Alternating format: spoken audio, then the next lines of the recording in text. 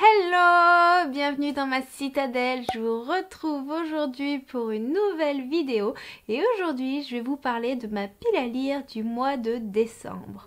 Donc elle est assez conséquente mais bon, comme vous le voyez, je vais avoir le temps de lire.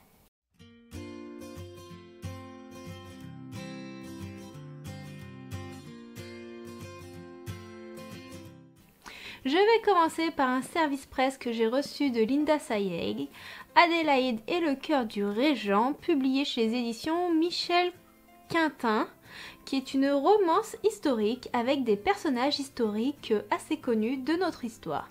Je vous en dirai pas plus puisque je vous en parlerai plus en détail dans un update lecture très prochainement.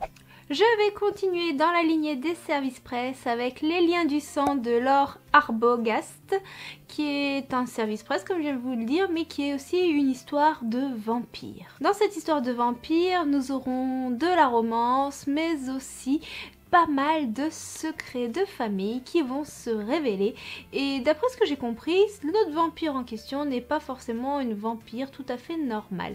Bon, je vous en dis pas plus et j'ai pas forcément envie d'en savoir plus non plus puisque justement je veux me laisser le plaisir de découvrir les livres dont je vais vous parler. Le troisième service presse de ce mois-ci, c'est Amoureuse du diable de Alexandra Lannoy, édité chez MEC Éditions. Donc c'est une romance comme vous l'avez compris sûrement à travers le titre.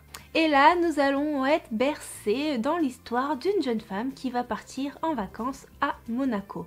Mais rien ne va se passer comme prévu. À Monaco, elle va croiser un homme d'affaires. Un homme d'affaires assez intrigant, mais qui a l'air pas très net dans certains domaines. Et Interpol va s'en mêler et va demander à la jeune femme en question d'espionner un petit peu cet homme. Le dernier service presse de ce mois-ci, c'est Le Messager du Habsbourg de Coralie Winka.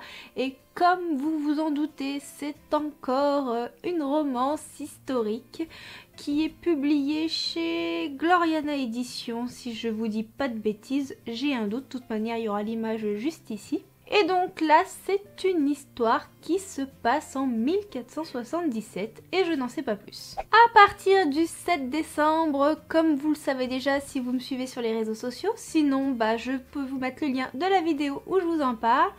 Oui, d'ailleurs, vous avez aussi le lien de mon Discord si vous voulez nous rejoindre.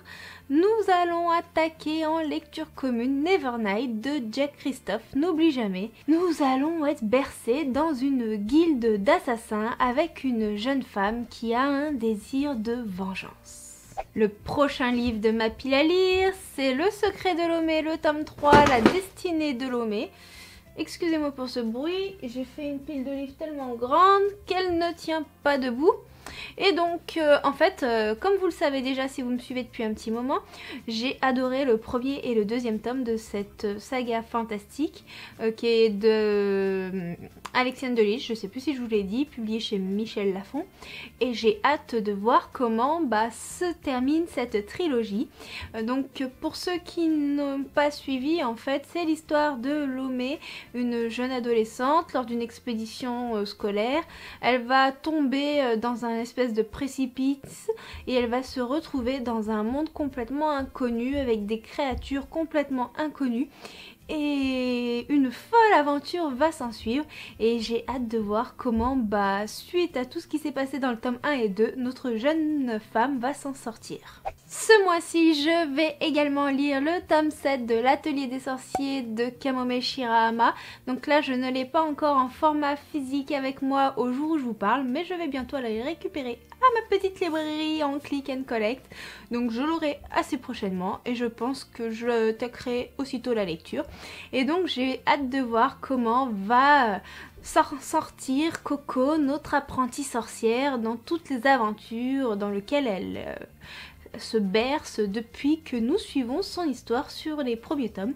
D'ailleurs, si vous vous posez un peu plus de questions sur l'Atelier des sorciers et que vous ne connaissez pas ce manga, c'est pareil, je vous mettrai tout dans le petit i. Continuons avec les mangas, avec le 4e tome de Magus of the Library de Mitsuizumi, publié chez les éditions Kiun.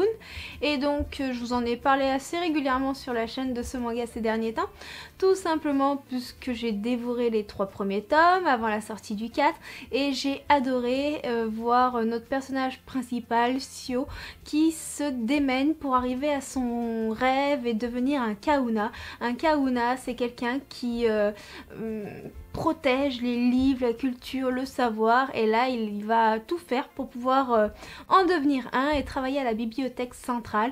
On va le suivre dans ses aventures, on va le suivre créer des liens, on va le suivre dans son histoire familiale. Enfin, c'est un personnage passionnant et j'ai hâte de voir quelle tournure l'histoire va prendre avec ce tome 4. Ce mois-ci, je compte lire les 2 premiers tomes de Alpi's Soul Sender de Rona, donc publié chez Kiyun Édition toujours, qui est un seinen, et c'est un seinen qui va traiter de magie et d'écologie, parce qu'apparemment les pouvoirs magiques laisseraient une trace dans ce monde, mais une trace qui est pas forcément bien, une trace qui laisserait une empreinte magique pas terrible, et donc j'aimerais bien voir comment magie et écologie vont prendre forme dans ce manga, au niveau de l'impact que ça aura, mais aussi de la morale. Je trouvais l'idée assez sympathique et j'ai qu'une envie, c'est de découvrir comment tout cela va se mettre en place.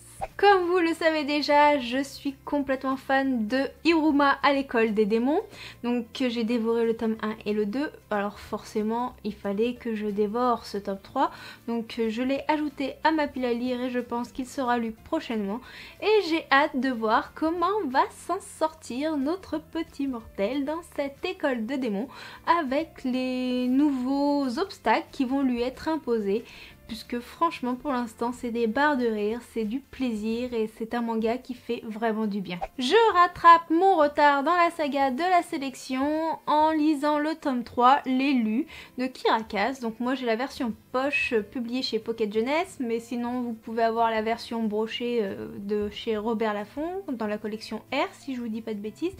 Et donc là il n'y a qu'une seule candidate qui sera couronnée. Je pense qu'on va arriver justement au choix du Prince Maxon, et vu tout ce qui s'est passé dans le tome 2, j'ai hâte de voir quelle tournure va prendre l'histoire. Et ceux qui ne connaissent pas cette histoire, en fait c'est une histoire assez dystopique où en fait le prince doit choisir sa future épouse dans une espèce de mission de télé-réalité qui est suivie par tout le monde dans un système régi de caste, et en fait les protagonistes qui font partie de la sélection viennent de castes différentes plus ou moins bien classées. Donc voilà un petit peu, et donc j'ai hâte de voir comment va s'en sortir America, notre protagoniste principal et chouchoute. Comme vous le savez, je suis fan des romances de la collection Hugo New Romance et j'ai envie de découvrir Falling Again de Morgane Moncomble. Et dans cette histoire, nous allons être bercés dans la vie, je crois que c'est Aaron et Fleur leur nom. Et donc Aaron et Fleur, ils vont se rencontrer petits. Aaron va manquer de se noyer et Fleur va le sauver. D'après ce que j'ai compris, les personnages n'habitent pas forcément au même endroit, il y a une correspondance qui va s'établir entre eux, mais avec le temps, les messages vont s'espacer, vont se perdre de vue. Mais nous allons avoir aussi une histoire de retrouvailles, puisqu'Aaron est devenu, je crois que c'est un métier dans les jeux vidéo si je vous dis pas de bêtises. En fait, oui, il est devenu un professionnel du jeu vidéo, froid et asocial, et Fleur, elle, c'est une écrivaine de romance, mais elle est fauchée, elle est complètement paumée. Et apparemment ils vont devoir travailler ensemble sur un projet, sauf que Fleur se souvient très bien de Aaron, mais Aaron ne se souvient pas d'elle. Voilà. Donc je pense que ça va être une romance assez sympathique et assez drôle. Et le dernier livre de cette pile à lire, c'est Ni no Kuni de Ran Kuze, publié chez Manabooks, c'est ça, ouais, cette maison d'édition. Et donc c'est L'héritier de la lumière et le prince chat, qui est une adaptation du jeu vidéo Level 5. Donc apparemment c'est un jeu vidéo assez connu, mais moi personnellement ma culture jeu vidéo et geek, zéro. Donc voilà, hein, faut pas m'en demander. Et donc c'est l'histoire d'un garçon qui va être mystérieusement propulsé dans un monde parallèle. Et tout le monde va croire que ce jeune garçon va pouvoir les sauver du roi et de ses démons. Alors déjà je suis intriguée puisque les démons, sous quelle forme est-il? Est-ce que c'est le roi qui est hanté par certaines pensées, ou est-ce que le roi manie une armée de démons? Je sais pas.